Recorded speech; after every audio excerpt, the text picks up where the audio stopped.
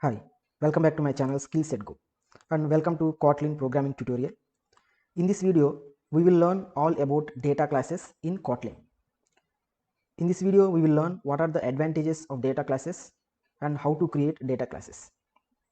Data class is nothing but a regular class in Kotlin but with some extra advantages and extra functionalities. So, in any project, everyone will use a certain classes only for storing certain data and accessing them and getting the state of that class. So those type of classes can be written using data classes with more advantages. So here the point one says we don't need to generate all the lengthy boilerplate code yourself. So for this point to explain clearly, let's see an employee class in Java. So employee class which has two variables, name and age, that's it. But in order to access or change the variables and compare the employee objects, we need to write so much boilerplate code. We need to have a constructor which we can pass variables, and we need to have getters and setters for each variable in employee, and we also need to implement equals method to compare two objects of employee. And if you want to have a hash code, we have to implement a hash code. And if you want to print variables in employee, we need to have a toString method implemented. So here you can see this all code is a boilerplate code. It means this can be maintained by any program. We no need to write this much code because this will be written for every class which is used for storing the data. So now we will write a same class using a data class in Kotlin with only one line. We no need to write these many lines. So here you can see we almost wrote 40 lines which is having just two variables. So now we will write a same class in Kotlin. First let's go to the points.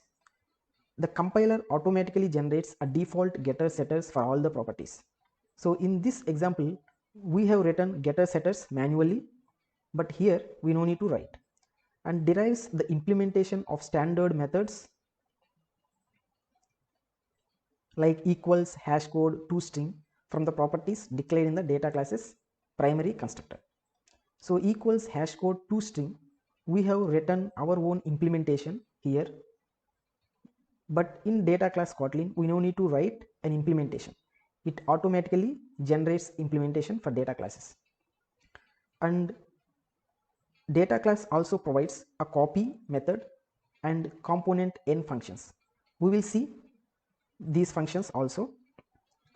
First let's write a data class in Kotlin same like employee, which is having two variables and which provides all the functionalities, getter, setters, equals, hash code and toString with using only one line. So data class must have a primary constructor with one or more arguments, and the data class is marked as data in Kotlin. Data class, let's name it employee, and it should have a primary constructor, and we are going to create an employee class which has two variables, which is name, which is string, and age. So that's it, we have created a class employee which is equal to this employee class. So as you can see, this class has 41 lines, and here in Kotlin data class we have only single line. So let's see, here we have created an object of employee and using toString to print, and in toString we have printing this dot name and this dot age. Let's execute this.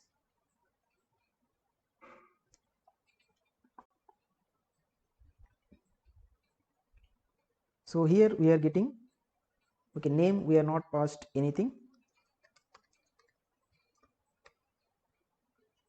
and execute again. So here, as the implementation is toString, we have got name and age. Here, if you don't have toString method, then we won't be getting the name and age. We will get an object reference. Just comment that function and execute again. So we got the reference now. We are not getting any values because we didn't implement toString method. But here in data class Kotlin automatically generates a toString implementation. Let's create an object of employee and let's print it. We will get values without implementing the toString method. So let's create emp object employee. Let's pass name and age. Now let's print it.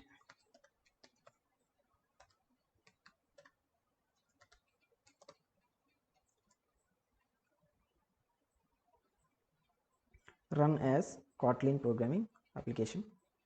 So as you can see, before we got the reference, now we are getting the actual values, but we don't have toStrings implementation. It is generated automatically as this is a data class. So for just demo purpose, the difference between the normal class and data class, let's make this as normal class. Let's remove this data keyword, then it will be a normal class. Now we will execute this program and see. Now we won't be getting the same output. We will be getting a reference of the object because now Kotlin doesn't generate the implementation for the toString equals hash code because this is not a data class. So now you see we have got only the reference, not the variables. So that was the power of data class in Kotlin. So we have seen a toString method. Let's see a equals method.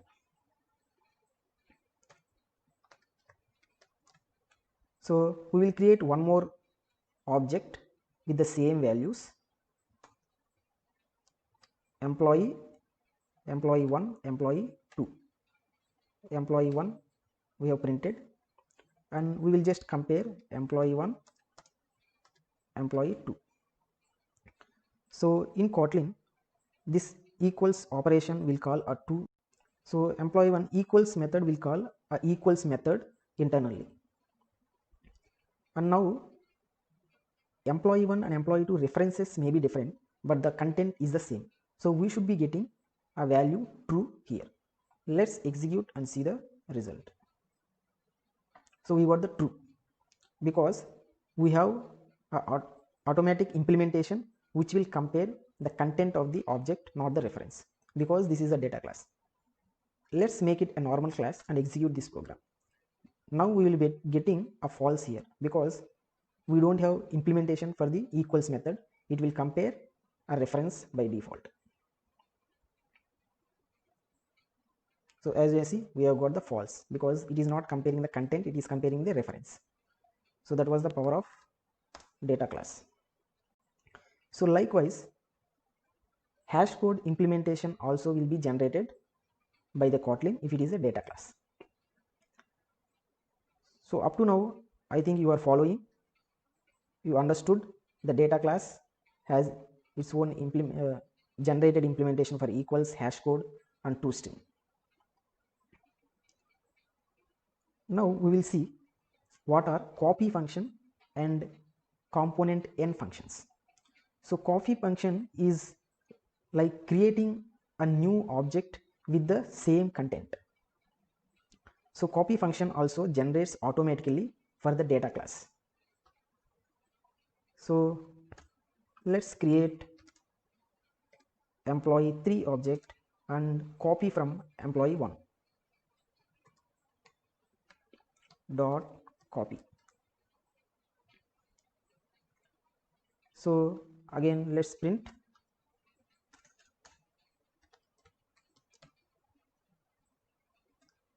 employee 3 using toString. So this copy function will create a new object and copy this whole content inside that new object, and it will return a new object. Let's execute this and see the result. So we will be getting same values. Suppose while copying, if you want to change particular variable name for the new object, we can pass a value here, name equal to skill set go new. And now let's execute this program and see. Here in toString we need to get this value. So as you can see, we have got the new value, but employee1 doesn't change its content, it is like old, just we are creating a new object. So this also generated automatically for data class. Let's remove and make it normal class and see. Here we are getting an error for the copy because we don't have copy method now. Because this is not a data class, we don't have copy method. So that was the power of data class in Kotlin language. Now let's see what is component n functions. So we have two variables, name and age. Kotlin will generate two functions named component1 and component2. If you have a third variable, it will generate component3, and that function will return the value of particular variable. Let's use that and print it. We will use employee3 component1. As you can see, we have two methods, component1 and component2, because we have two variables, name and age. First, component1 will return the value of name, component2 will return the value of age.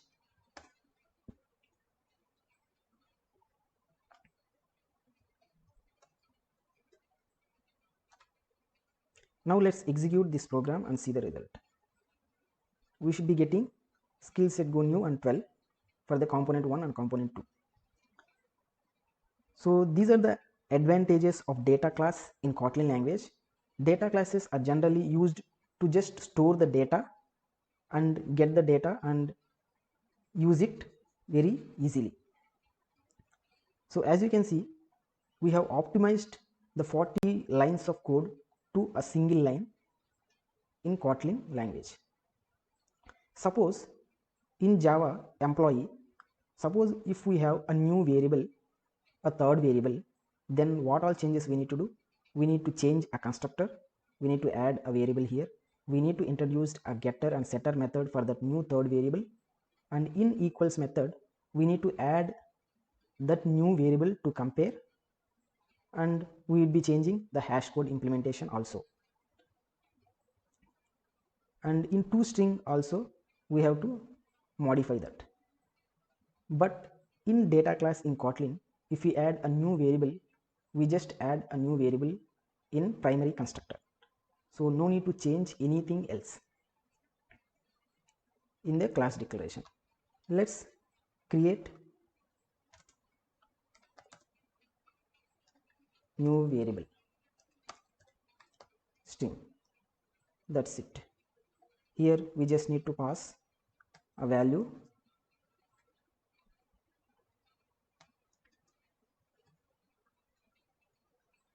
and here before we have seen two functions, component1 and component2, but now we will be seeing a component3 as well, because we have three variables. So as you can see, there is component1, 2, 3. 3 will return third variable, that is new variable. So we no need to modify a toString method, it will automatically generated by Kotlin, even though if we add a new variable. So we no need to change a copy function, and we no need to change a toString functions. We can just use as it is. Now let's execute and see the result. So now for component3 we got the value, third new variable. I just forgot to mention the use of component n functions. Let's say we need to get all these name, age and new variable values to the new three variables. Let's say val variable 1 equal to employee 3 name.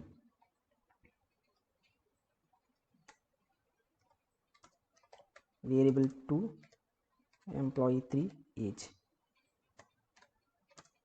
Variable 3 employee 3 new variable. So we got name, age, new variables to the new 3 variables. We can write these 3 lines into one line like as follows. Let's comment these 3 lines. Just write val variable 1 variable 2 variable 3 equal to employee 3. So that's it. In a single line we have got all the variables in employee 3 and assigned to 3 variables. So here internally it uses a component n function. Internally it will use a component 1 function and assign to variable 1, a component 2 function assigned to variable 2, component 3 function and assigned to variable 3. So this is the importance of component n functions internally. I hope you like this video and enjoyed. Please like, share and subscribe my channel. Let's go to points once more and just close this video. So data classes in Kotlin, it is used for storing data and state. We no need to write a lengthy boilerplate code. Compiler automatically generates getters, setters, and it also automatically generates equals implementation, hash code implementation and toString method implementation. It also generates a copy function. It also generates component n functions.